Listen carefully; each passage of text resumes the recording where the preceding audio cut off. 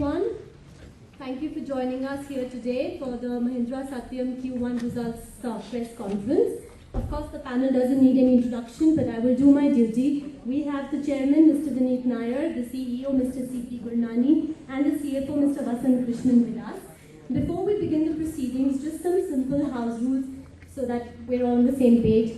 Please switch off your mobiles, very important. Second, just so that we can accommodate everyone's questions, can we just go with one question per person so that we can get many questions on board? And do allow the spokespersons to finish their answers before we move to the second question. Now I would like to formally invite Mr. Vineet Nayyar to address the gathering. Mr. Nayyar.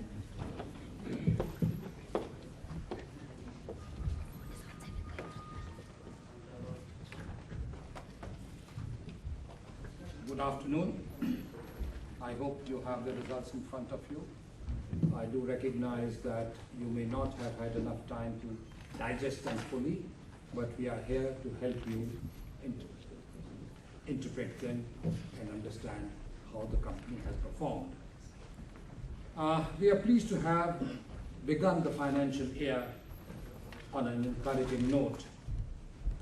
We have seen continued growth momentum building on our performance of Q4. As we have always maintained, as I have always told you, that we have viewed our intervention in Mahindra Satyam as a 3-year journey. The first year was to somehow keep the company alive. The second year was invested in getting ourselves market ready. We are now on the third year, where we want to capitalize on the market opportunities and hopefully move towards some benchmark metrics on growth and profitability. The first quarter in that context has begun well. Coming to our numbers, our consolidated revenues were US $320 million, which is a sequential growth of 5.2% over the last quarter. In terms of rupees, our revenue was 1,434 crores, and in terms of rupees, our growth was 4.3%. We continue to make progress on our bottom line. Our quarter one EBITDA is 210 crores. Our EBITDA margins have gone up from 14.6% to, in relation to what it was last quarter, which was 13%, 160 basis points increase. Our profit after tax was 225 crores for the quarter, compared to a loss which we had in the last quarter.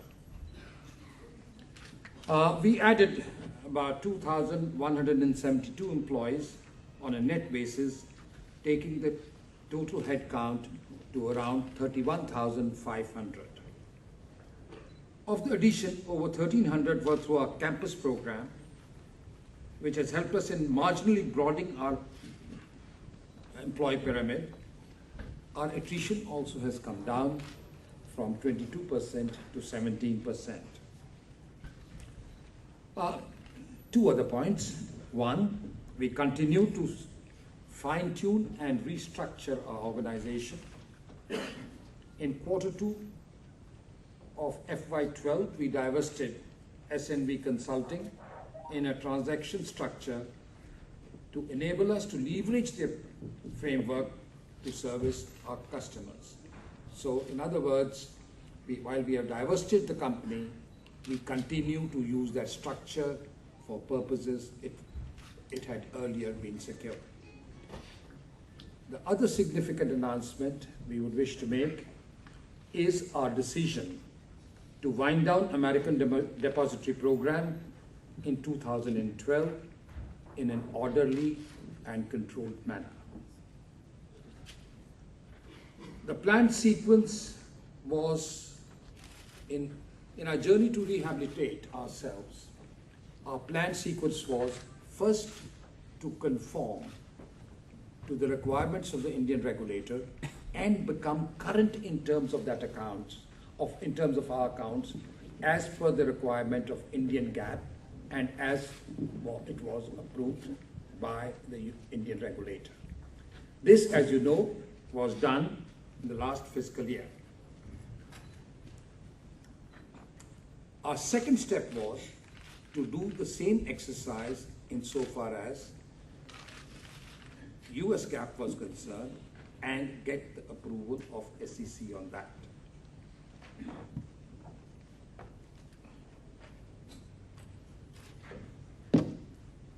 We have been working with our auditors towards this endeavor and achieve a set of audited financial statements that would meet applicable US requirement.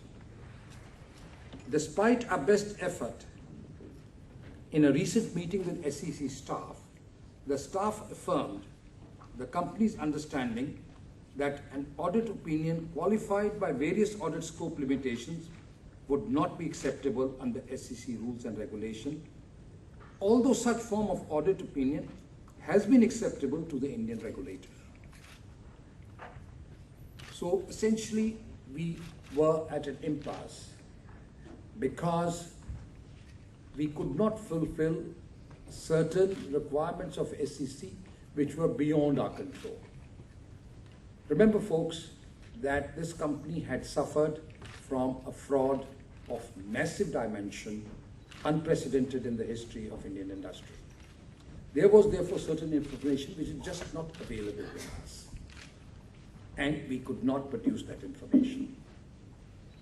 So consequently, we agreed with SEC that it was best if we wound up our depository program in an orderly fashion.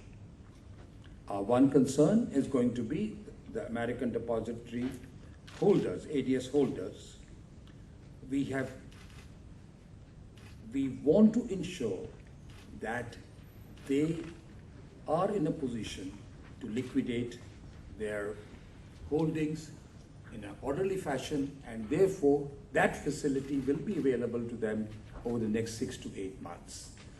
I'm certain there will be a lot of questions, and for this purpose we have recorded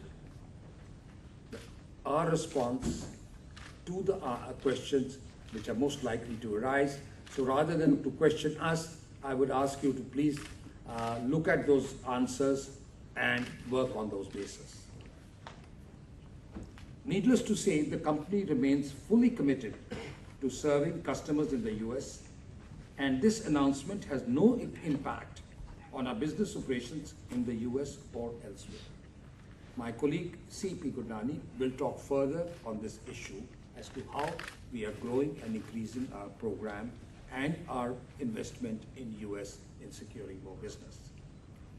Coming back to our core business performance, in a lot of ways, in my view, we are taking the first few steps in realizing the potential of Mahindra Satyam. We look towards the next phase of our growth and hope that this momentum will continue to propel us to the right place, to our rightful place under the sun. Thank you once again for all your understanding. Net, we are very pleased with the results we have announced today, and we are hoping and we will do our best endeavor to ensure that this momentum continues. Now, how we will do it is something that my colleague will tell us, and I think you can bank on his assurance.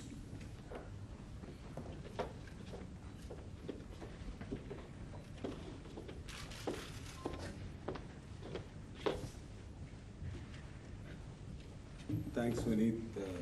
Good evening, everybody. I know I'm quite conscious that all of you have deadlines to meet and a bit of a journey to cover also to get back to,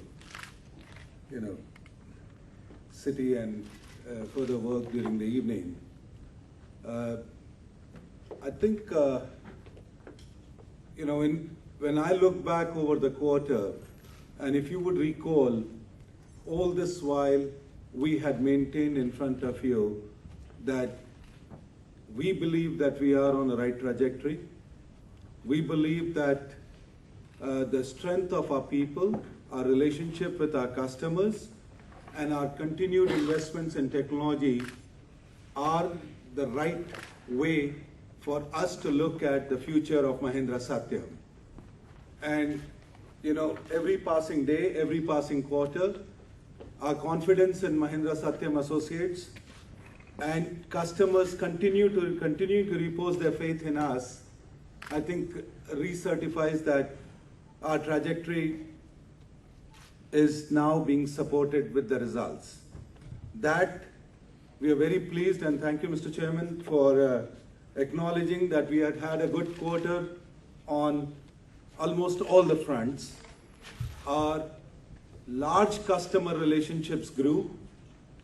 Our headcount addition has been robust. Our attrition is at least reduced. More important than the matrix, I think we are clearly seeing that we are getting positioned in front of multiple market opportunities. And our core offerings, whether they are enterprise business solutions, last time I had shared with you that Shriram Papani, who used to head the Oracle competency, has come back into Mahindra Satyam family. He is now responsible for our enterprise business solutions, which includes SAP and various other enterprise service offerings. So enterprise business solutions, engineering services, BPO, infrastructure management services, almost all the pillars of our service offerings are showing traction. In terms of, I do remember one of the questions that you all had asked about strengthening the verticals. And I'm pleased to inform you that Manish Mehta, who used to be earlier head of manufacturing, who has played a huge innings in the formation of Satyam, who was one of the pillars who helped create Satyam. He had also left for a short while, and he's come back, and his primary focus is to drive the vertical solutions. So Manish Mehta would be has come back, and he will be the Chief Vertical Solutions Officer. And just to give you a flavor of how the verticals are doing, I mean, when you look at the growth, our manufacturing vertical has grown quarter on quarter by 7.7%. Our high-tech manufacturing, I mean, the technology sector, we call it as a high-tech manufacturing, and media and entertainment, that group has grown by 9.8%. Our growth in the emerging markets, internally, we have divided the geographies into 3 regions, which is US, Europe, and the rest of the world, what we call as emerging markets. So that means right from Australia to Middle East and Africa is under the emerging markets. That has shown a decent growth. And the rest of the world, which is the emerging markets, has grown sequentially 12.1%. US has shown a growth of 4%, again sequentially quarter on quarter.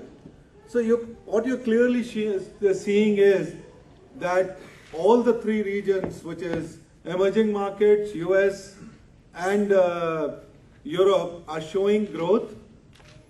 Europe, if you would recall, 2 quarters ago was the star performer. Right now they've again grown, but not that significantly. And all I want to reassure you is that our exposure to some of these troubled economies in Europe is practically zilch, 0.3%.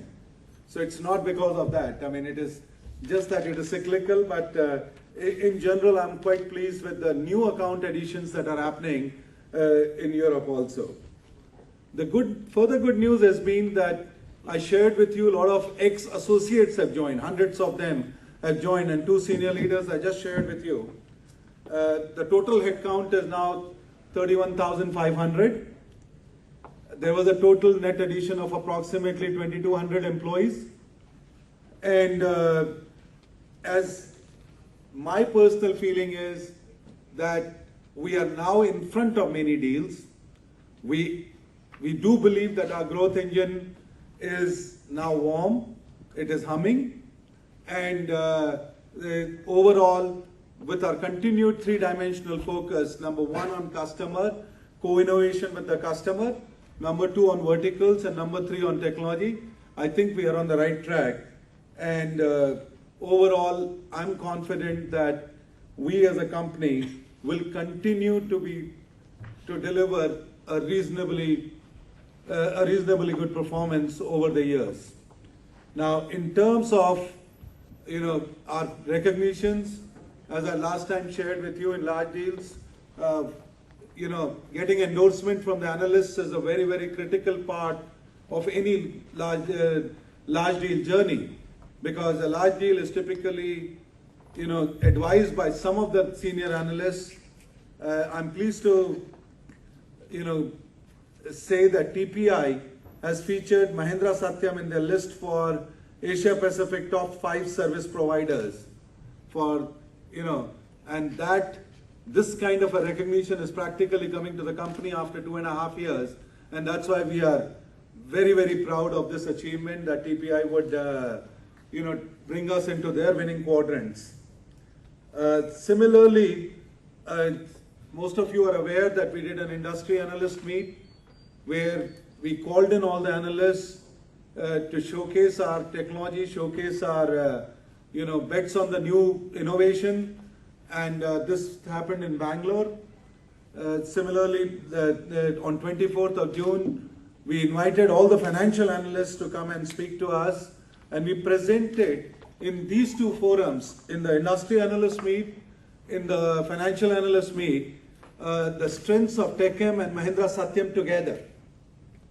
We presented what three of us, or other two of us plus Mahindra, and we unfolded the vision of the company. We called it an M-Cube advantage. That means the advantages of being part of the Mahindra group, advantages of being part of the Tech Mahindra, and advantages of Mahindra Satyam's inherent capabilities. So in general, I would say is that the feedback, and at least I can say that the instant feedback that you get these days through the Twitter and Facebooks, almost tells you that the financial analyst and the industry analysts were very pleased. So in a lot of ways, it is a ratification of all the focus and the energy of all 32,000 employees. And I would like to summarize and say this quarter has been decent. We all are working hard to make sure that we deliver better quarters, or at least as good a quarter as this one, over the next few years.